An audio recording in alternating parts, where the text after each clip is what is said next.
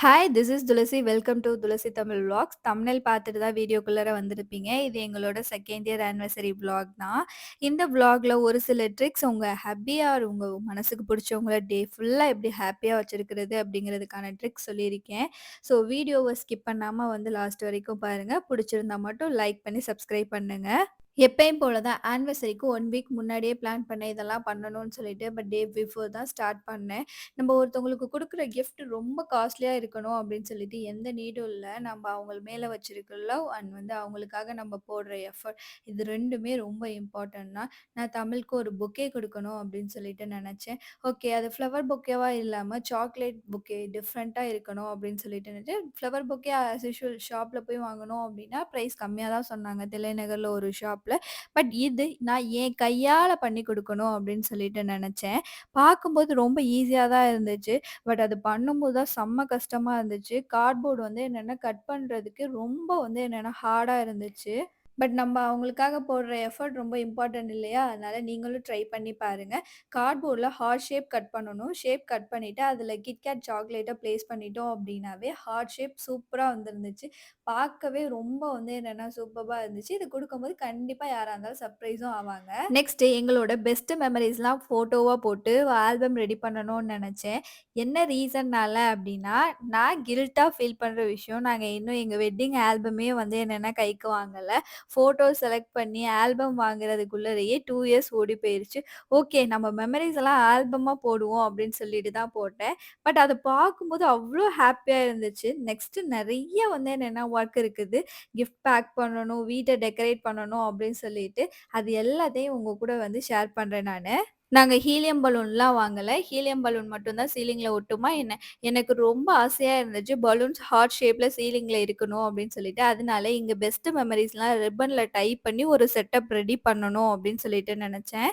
நாங்களும் ஃபோட்டோஸ் எல்லாமே பஞ்ச் பண்ணி ஒட்டுனோம். அது ஹார்ட் ஷேப்ல வந்துச்சா இல்லையா அப்படிங்கிறதெல்லாம் தெரியல. பட் ரொம்ப சூப்பராவே இருந்துச்சு பார்க்கும்போது. நாங்க இதெல்லாம் பண்ணும்போதே ஒரு 11:30 ஆயிருச்சு. என்னோட சிஸ்டர் ஆல்சோ கேக் பேக் பண்ணிக்கிட்டு இருந்தா. அவளுக்கும் பேக்கிங்ல செம்ம இன்ட்ரெஸ்ட்டு. ஸோ எங்க ஆனிவர்சரிக்கு ஃப்ரெஷ்ஷா ஸ்ட்ராபெர்ரிஸ் யூஸ் பண்ணி கேக் பண்ணியிருந்தா. அதனால இன்னமும் ஒர்க் பெண்டிங்ல தான் இருந்துச்சு. Okay next happy anniversary label வாங்கியிருந்தேன். அதுவும் ரெடி பண்ணி பேக்ட்ராப் செட் பண்ணணும். தென் வீட்ட கிளீன் பண்ணிட்டு வந்து படுத்து தூங்க வேண்டியது தான். எல்லா ஒர்க்கையும் கம்ப்ளீட் பண்ணிட்டு 2:00 போல தான் வந்து என்னன்னா தூங்குறதுக்கு போனேன். தமிழ் ஏர்லி மார்னிங் தான் வராங்க. அந்த டைம்ல கிளம்பி கேக் கட் பண்ணணும் அப்படின்னு சொல்லிட்டு தான் நினைச்சேன். ஏன்னா, அப்பதான் எங்களோட முகூர்த்த டைம் வந்து என்னன்னா கரெக்ட்டா இருக்கும் அப்படிங்கிறதுனால. பட் படுத்ததே லேட் அப்படிங்கிறதுனால மார்னிங் எந்திரிச்சு கிளம்பலாம் முடியல. சரி ஓகே நைட் ட்ரெஸ் காஸ்டியூம்லயே வந்து என்னன்னா பொக்கே குடுத்துரலாம் அப்படின்னு சொல்லிட்டு, அவங்கள்ட்ட முன்னாடியே இன்டைரக்ட்டா நீ வரதுக்கு 1/2 அன் ஹவர் முன்னாடியே கால் பண்ணணும் அப்படின்னு சொல்லியிருந்தேன். அவங்களும் கால் பண்ணிட்டு தான் வந்தாங்க. 5:30 போல வந்தாங்க. நானும் கேட்ட தொறந்துட்டு வெயிட் பண்ணிக்கிட்டு தான் இருந்தேன். ఏ కిట్ క్యాటా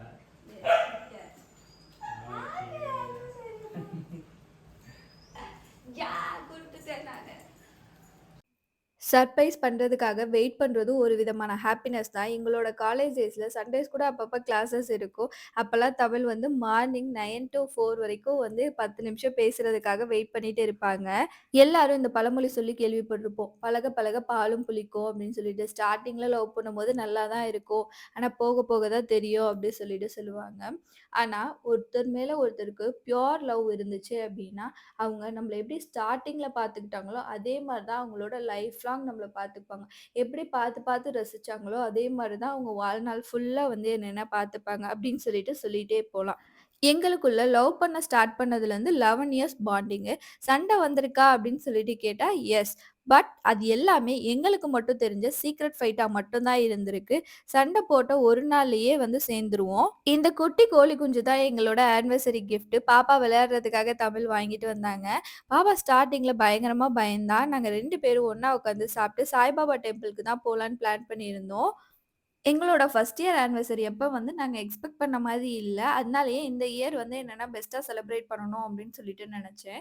அப்பதான் தன்வி பாப்பா பொறந்து 3 மந்த்ஸ் ஆயிருந்துச்சு. நான் ஹெல்த் வைஸ் ரொம்ப வீக்கா இருந்தேன் அப்படின்னு கூட சொல்லலாம். ஸோ அதனால என்னால எந்த சர்ப்ரைஸும் வந்து பண்ண முடியல. கோவில் மட்டும் போயிட்டு வந்தோம். கேக் பீல போய் வந்து நாங்களே கேக் வாங்கி கட் பண்ணிட்டு வந்துட்டோம். போனயே தமிழ் எனக்கு கோல்டு கிஃப்ட் பண்ணாங்க. பட் சர்ப்ரைஸாலாம் இல்ல. நானும் போய் தான் 2 பேரும் செலக்ட் பண்ணிட்டு வாங்கிட்டு வந்தோம். இவங்களுமே எனக்கு ஏதோ வாங்கி வச்சுட்டு, ஒளிய வச்சுட்டு சர்ப்ரைஸ் பண்றதுக்காக தான் வெயிட் பண்ணிக்கிட்டு இருந்தாங்க. இவங்க பண்றதெல்லாம் பார்க்கும்போது காலேஜ் டைம்ல பண்ற மாரி தான் இருந்துச்சு. எங்க காலேஜ்ல கேர்ல்ஸ் அண்ட் பாய்ஸ் பேசிக்க கூடாது. அங்கங்க பிடி ஸ்டாஃப் இருப்பாங்க. ஆனா இவங்க லவ் பண்ண ஆரம்பிச்சதுலேருந்து டெய்லி மார்னிங் ரோஸ் குடுத்துட்டு தான் போவாங்க. ரோஸ் நான் வைக்க கூட மாட்டேன். ஆனாலும் கண்டிப்பா வந்து என்னோட ரோஸ் வந்து குடுத்துருவாங்க.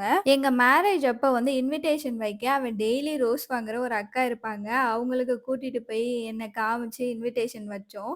எப்படி கிரீட்டிங் கார்ட் வாங்குனாங்க அப்படிங்கிறது தெரியல. கோட்ஸ் ஆல்சோ சூப்பரா இருந்துச்சு. மேரேஜ் லைஃப்ல ரொம்ப இம்பார்ட்டன்டான விஷயம் அப்படின்னா, ஒருத்தர் ஒருத்தர் விட்டு குடுத்து போறது தான். எங்க 2 பேத்துல மேஜரா விட்டு குடுத்துட்டு போறது தமிழ் தான். நெறைய டைம் வந்து விட்டு குடுத்துட்டு போயிருவாங்க. சர்ப்ரைஸ் கிஃப்ட் ஒருத்தர் ஒருத்தர் மாத்தி குடுத்துட்டு கோவில் கிளம்பிட்டோம். ஆக்சுவலா அன்னைக்கு வியாழக்கிழமை அப்படிங்கிறதுனால சாய்பாபா கோயில் அப்படின்னு சொல்லிட்டு பிளான் பண்ணியிருந்தோம். என்னோட பக்கெட் லிஸ்ட்ல இருந்த கோவில் என்னமோ கரியமாணிக்கம் சாய்பாபா கோயில் தான். எங்க காலேஜ் பக்கத்துல இருக்கு. அடிக்கடி போயிட்டு வந்திருக்கோம். ரொம்ப டிராவல் வேணாம் அப்படின்னு சொல்லிட்டு மணிகண்டம்ல இருக்க சாய்பாபா கோயில் தான் வந்து என்னன்னா போனோம். கோவில் பக்கத்திலே தான் இருக்கும் அப்படின்னு சொல்லிட்டு நெனச்சேன். பட் ஆனா அது போயிட்டே தான் இருந்துச்சு. இந்த கோவில் ஃபர்ஸ்ட் டைம் இப்ப தான் போறேன். கோவில்ல நல்ல பாசிட்டிவ் வைப்பா தான் இருந்துச்சு. அங்க போறதுக்குள்ளரயே ஆரத்தி ஸ்டார்ட் பண்ணிட்டாங்க. பஞ்சப்பூர் பஸ் ஸ்டாண்ட் வந்து ஓப்பன் பண்ணதுலேருந்தே நான் கோயம்புத்தூர் போகவே இல்ல. ஸோ இப்ப தான் ஃபர்ஸ்ட் டைம் பஸ் ஸ்டாண்டே பார்க்குறேன். நாங்க பாதியில தான் போய் கலந்துக்கிட்டோம். தன்வி பாப்பா ஆல்சோ பஜனைய நல்லா என்ஜாய் பண்ணாங்க. அங்க நெறைய குட்டி, குட்டி கிட்ஸ் இருந்தாங்க. அவங்க எல்லாரும் என்ன பண்றாங்க அப்படின்னு சொல்லிட்டு பாப்பான்னு சொல்லிட்டு பார்த்துட்டு இருந்தாங்க. குழந்தைங்கள வெளிய கூட்டிட்டு போகணும் அப்படின்னு சொல்லிட்டு பார்த்தீங்க அப்படின்னா, கோவிலுக்குமே நீங்க கூட்டிட்டு போறது ஒரு நல்ல ஆப்ஷனா தான் இருக்கும். நல்லா எக்ஸ்ப்ளோர் பண்ணுவாங்க. எல்லா சாய்பாபா கோயில்லயும் வியாழக்கிழமை ஃபுட் இருக்கும் அப்படின்னு தான் நெனைக்கிறேன் நானு. நாங்க கோயில்ல தான் ஃபுட் எடுத்துக்கிட்டோம். அங்க இருக்க நல்ல விஷயம் என்ன அப்படின்னா, நம்ம சாப்பிட்ட பிளேட்ட நம்ம தான் வந்து என்னன்னா 1 ஆர் 2 டைம்ஸ் கழுவி வைக்கணும். அது மட்டும் இல்லாம ஃபுட் பரிமாறுறதுக்கு நெறைய வாலண்டியர்ஸ் இருந்தாங்க அங்க. ஆஸ் அ நியூ பேரண்ட்டா அப்பா பிடிக்குமா, அம்மா பிடிக்குமா அப்படின்னு சொல்லிட்டு குழந்தைங்கள்ட்ட கேட்போம். குழந்தைகளோட உலகம் ரொம்ப சின்னது. நாங்க 2 பேரும் "நீ யார்ட்ட வருவ?"